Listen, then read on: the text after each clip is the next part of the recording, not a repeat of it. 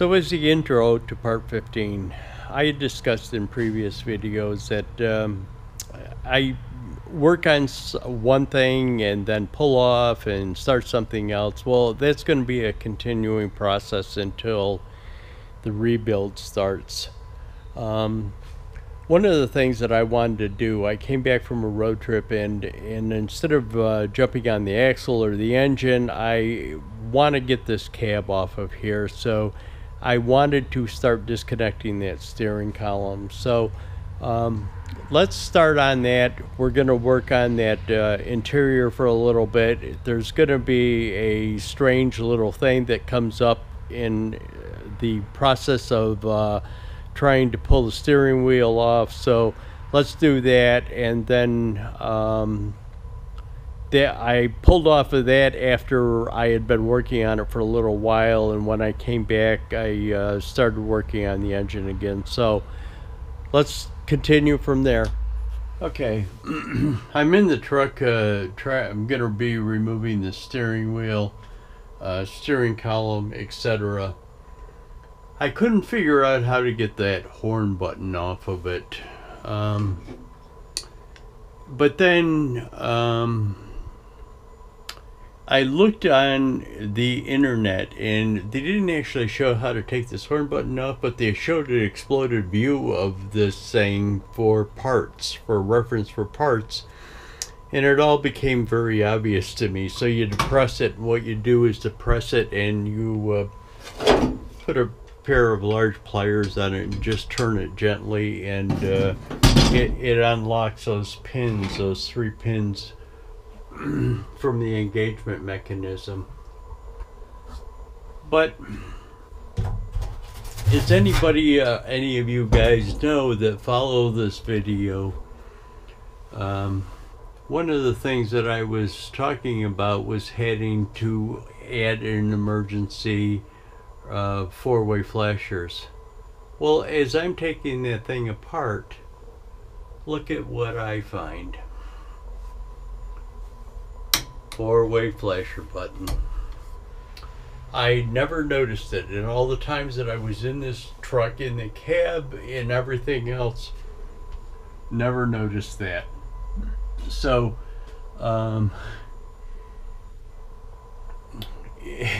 as I said before, you know, if you sit here long enough or look at things enough times, it's amazing the things that you see that you don't notice originally. Anyways, I'll bring you back. Here we are back inside the truck again, and I've got that the horn button and everything disengaged. What I'm going to do is break this nut free and try and pull the steering wheel off.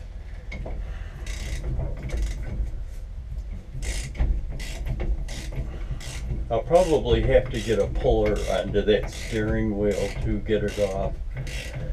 One of the things is I can't believe that I didn't pick up on that 4-way flasher button.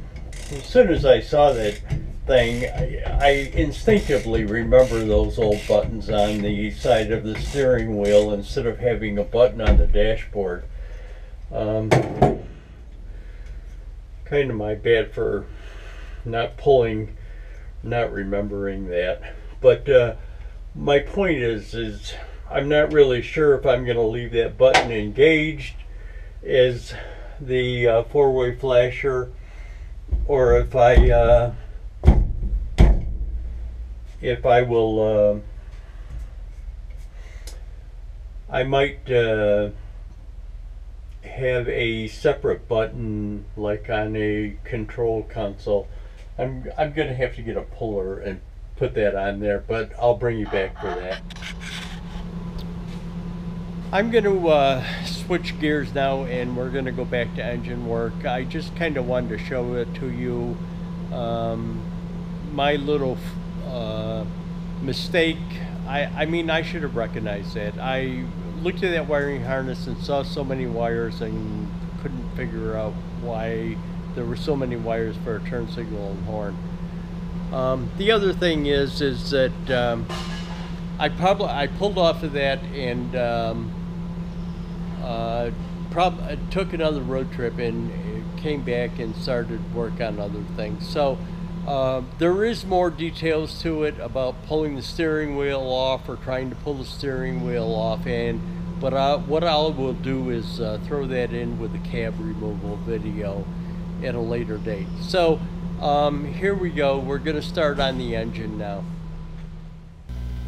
So this is the start of me tearing the engine apart. Working on manifold, exhaust manifold, turbocharger, alternator, stuff like that. So what I'm going to do is do a little voiceover here because I didn't have sound in most of this clips or didn't do any talking, but I will leave in the sound that's there.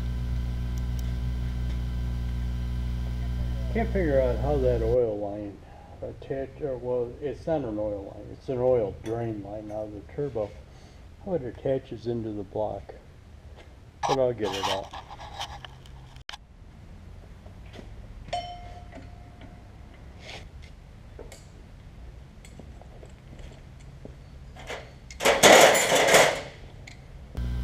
Now I have this engine and I know it runs, but there's some things that I might want to do to it. Of course, replace bearings, rings, seals, stuff like that, but there's some other things. There's a bracket down below I gotta get off. So some of the things that I'm thinking about doing is I'm more than likely going to put a bigger turbo on the thing. Along with that turbo, I would really like to be able to get an exhaust manifold that would be a direct adapt to the turbo without having to put an adapter plate in there, which would increase the size of or the positioning of the turbo in the engine bay. The other thing that I'm thinking about doing is some pistons, but I'm really not sure about that yet. So the thing that I'm looking for in the pistons if I replace them is something that's going to have a better combustion chamber in it, which is going to give me more horsepower, fuel efficiency, something that's going to help the truck in hauling. So I'm looking at a couple of different style pistons and aftermarket pistons. Let's talk Molle pistons. Their aftermarket pistons have a better combustion chamber built into the piston top. Now, when I was looking at Molle pistons, I ran across a new piston that they have developed. It's called monotherm, but I'm not even sure if they make it for the 8.3. And then I ran across pricing for that piston, set of pistons for a 5.9, and it's outrageous. It's way more than I paid for the engine for 6 pistons, so we're not going there. Unless they want to give them to me and I'll put them in the engine, but we're not going there. Over here at the 8.3 again, I got the bottom bolts loose. What they have is they have those peened over bolt retainers or kind of lock washer, let's call it. But as you can see, one of them broke. Now, I have the other 4 of them loose. I haven't worked on this one because I can't get a socket on it. I'm going to have to put a box end wrench on it. But what I did is, the bottom ones are all loose. I had no issue with those. It's just the top ones. They seem to be tight. Once you break them free, they continue to be tight. And so tight is that it broke this off. And this kind of looks like a, I'm not sure of the designation of it, but it looks like maybe a grade 5 bolt. I'm going to continue to work on them. I'll have to, of course, have to go in there and drill that out, the broken bolt out, and see if I can get it out and re-tap it. I've set you up here because these bolts, I have a feeling that some more of them are going to break. These are the exhaust manifold bolts on the 8.3. And one thing that I noticed is, you know, when I'm pulling on it, you don't see things like you do is when I film it and then show it afterwards, because as I'm trying to pull, I'm bouncing and your vision isn't stabilized the way the camera is stabilized, and you're seeing it in a different light through the lens than you do in your own field of vision when you're actually torquing or pulling on these things. The one thing that I am thinking is, and again, without seeing it in the camera, I'm not sure if it's going to, how it's going to look. But when I was pulling on this one, it felt like the wrench was moving on the head of the bolt, and the bolt, I didn't see any movement on the bolt, but I'm not sure. So let me grab the wrench and I'm going to try and take it out. What I've tried to do is loosen them up a little bit and then retighten them, loosen them, retighten them, and then spray some PB Blaster in there, and hopefully that'll help. But let me grab a wrench and we'll try it.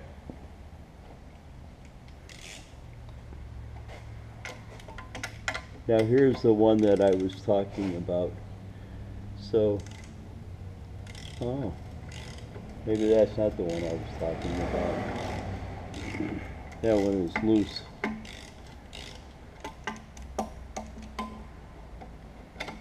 Could have been this one. See, I'm getting movement out of that, and it doesn't appear to me like the bolt is moving.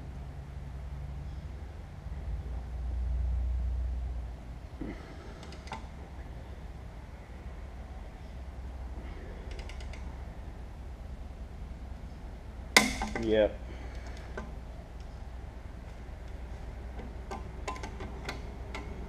Yep, what? Yep. Well, at least this one, it broke at the head of the bolt. So after I get the manifold off, I'll be able to maybe be able to pull that stud out of there without breaking it off, and as this one did. This one broke off right at the point of attaching to the head.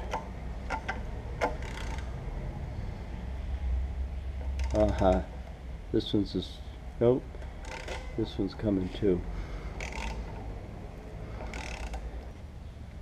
Let me tell you, I'm a big fan of stainless exhaust manifolds. It's called stainless diesel, and they make exhaust manifolds for the 5.9 and 6.7. I'm not sure if they make manifolds for other engines too, but big fan of them. And I contacted them to see if they made one for the A3, and they don't. And I really would have liked that. I really would have liked to gotten one.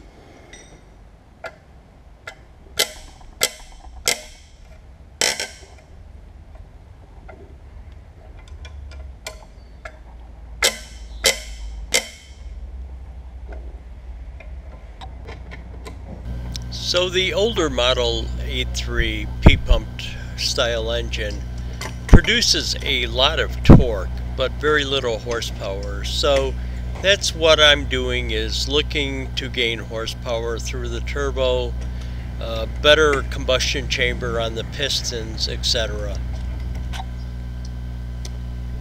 Because the head of that stud broke off, and not the stud itself, bolt I should say, bolt back where it goes into the head, I've got to slip that manifold over what is now the stud part of that bolt. But what it's doing is hitting this. If I was able to get that out of there, I could just lift the exhaust manifold turbo up off of there. But because I've got to slide it out, what I've got to do is undo this water. It's where the thermostats are down in there. There's actually two thermostats. from this thing, and I'll show it to you once I get it apart.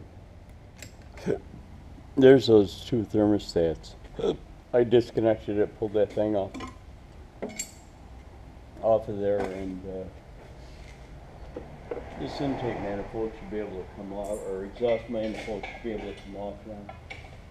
Let me just put a little tension on this in case that motor just happens to be balanced perfectly.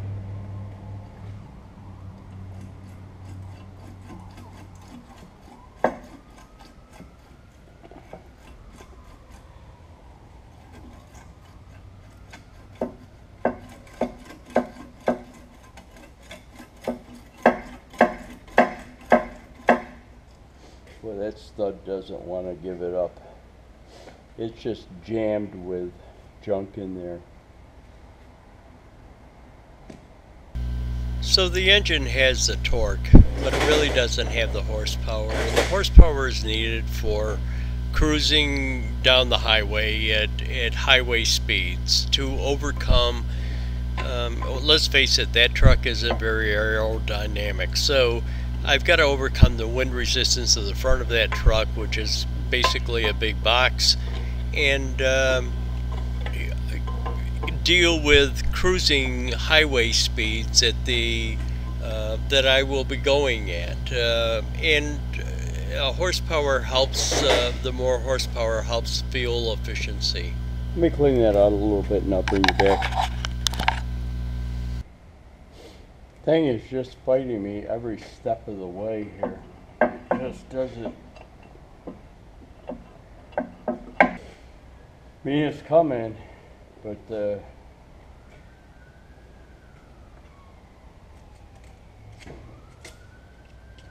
taking forever. So what I've got to do is weigh cost of the pistons versus my return on investment. I'm not going to go out and spend a ton of money for something that isn't really going to serve me any better than something that is a quarter of the cost. What I will do is I'll throw some pick and pick of those pistons up and show you the more expensive one, which is pretty cool looking, but again, more than the engine cost me. So I'll put them up as a pick and pick and explain to you which is which.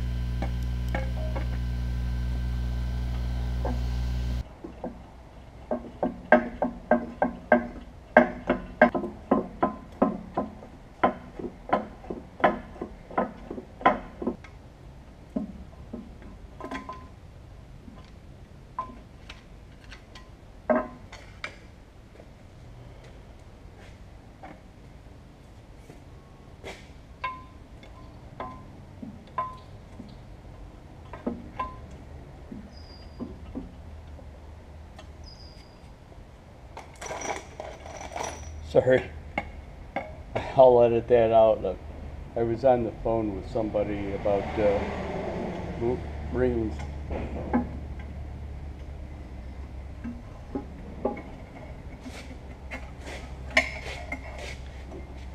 something down for him.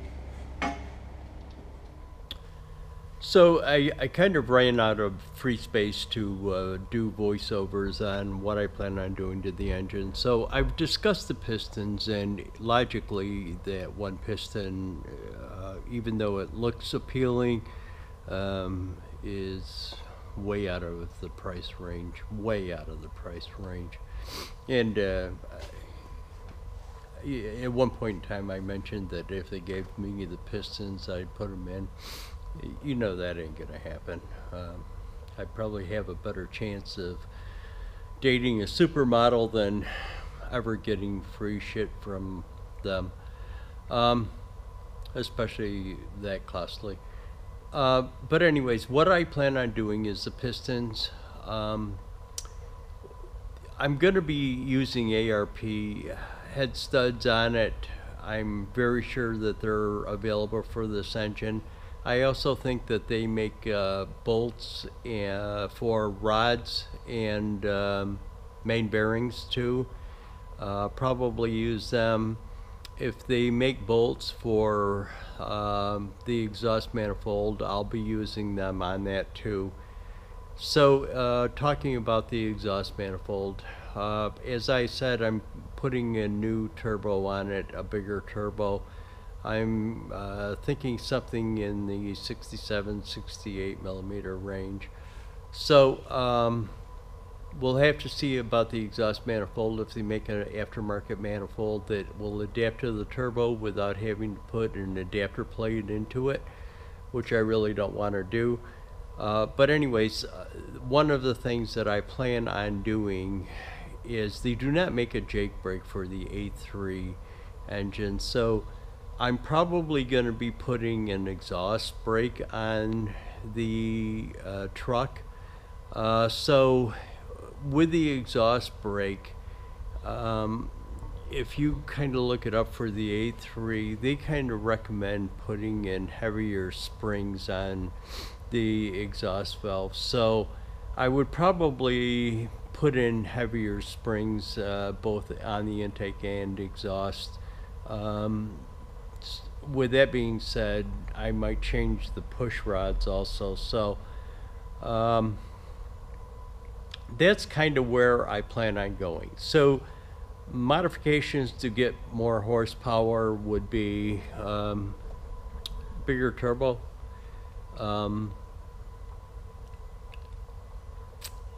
the pistons, the better combustion chamber for with the use of aftermarket pistons. We could turn up the pump. I'm not really sure about the injectors. The injectors might. I'm not really sure if I want to go with bigger injectors on the thing. I don't want to really be overfueling it a lot. And bigger injectors are great. I'm not really sure how great they are for high mileage, long-term use in something like a haul truck. So that would be something that I'd have to look into, but that is a possibility if I can get something that won't greatly overfuel it under normal circumstances and has longevity to it. So that is a possibility. But that's kind of where I'm going with the engine. Of course, it'll all be new bearings, rings, seals, etc. So that's kind of where I'm going with the engine. I'm going to show you a little bit more about removing, as you can probably see in the background, the valve cover has been removed, the injector lines are gone. So I'm going to try and make it short for this video and really edit it, just show you the high points of it. In my quest for you to see what I see as I see it, I'm going to pull the valve cover off. I've pulled the bolts out. In a second I'll show you another thing. Got to pull this hose off of here. Bolts out. Well, there was a 10 millimeter bolt there. Take it off and it broke. Not sure what it holds on. I don't really think it holds the valve cover on, but I'll find out when I turn the valve cover over.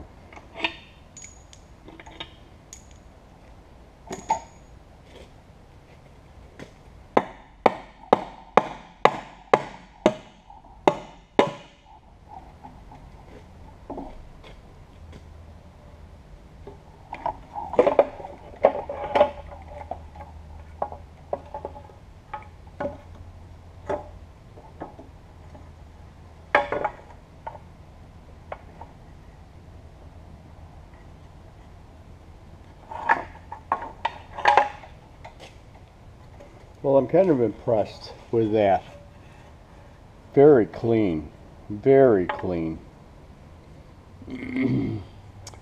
That bolt, I am not really sure what it held. It, as you can see, it went into a there's like separation fins in between here, and it went into there, so I've got to assume that it was there originally to hold something down, maybe a wire or something. But let me bring you back. I'm going to take you a handheld, no gimbal here. Hopefully it's light shifted enough.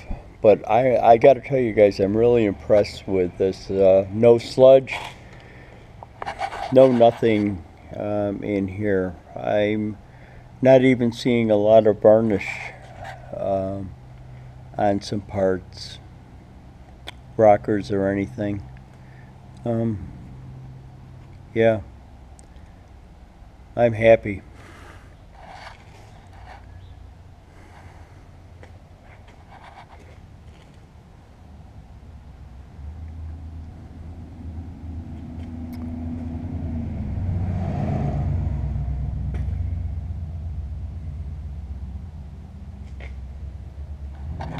Okay, I'll bring you back. Okay. Two thermostats. I couldn't figure out why. I'm thinking, is there two different temperature ranges in there, and under normal working load, one thermostat at a lower temperature opens up and keeps the thing cool, and then when you put the engine under load and it starts heating up a little more, the other thermostat engages and cools the engine under load? Well, I kind of looked in the Cummins shop manual on it, and what it says is it says two thermostats, two equal thermostats. So they're supposed to be the same temperature range, but why? Why would they put two instead of one large one? They didn't have a large one capable of flowing that much water, so they instead just designed the engine to have two thermostats that were being made at the time. Instead of having a manufacturer build a special thermostat or a larger thermostat for the engine, did they just opt out to go with two existing type thermostats? Shit like that always bugs me, you know what I mean? You see something and you kind of wonder, why the hell did they do it like that? Or why did they do it? But let me show you something. It said that they were supposed to be the same. Thermostat 1.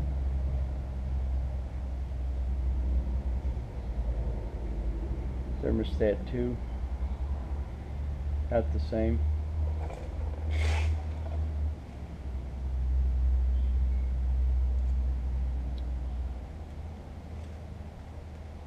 Let me pull you off of here and show you why. You don't have a light here, but as you can see, thermostat has like a seating ring down in there, and this one does not. Let me just shut you off a second. Okay, wait for it to light shift, and then I'll show you again. Thermostat 1, and let me see if I can get the light in there so you can see. You see it has that port down in there, a seat down in there, so that was thermostat 1. And thermostat 2, there is no seat down in there, it's just an open galley down into it. So I'm not really sure what the shop manual means by the same thermostat, unless they're just talking about temperature. I think they would have clarified that. So what I did is I put that valve cover gasket back on. You probably saw me take that off, and I taped up some of the openings in the engine just so that I brought the power washer over here. What I did is I sprayed it down with a little bit of degreaser and just power washed it off just to get the main crusty gunk off of it. As you can see down there on the oil pan, it's still kind of greasy. Okay, there it is after the second wash. As I said before, I pulled that hose off. Well, I pulled that hose off and kind of scraped. There was some grime, grease, caked buildup on that thing. So I kind of scraped it out with a scraper and sprayed it again, and then power washed it again. But the engine, the outside of the engine is fairly clean, and hopefully, as you saw from when I removed the valve cover, the internal of the engine is going to be just as clean. I'm not sure about the bearings and rings and stuff yet, valve seals, but I will address that as I go along.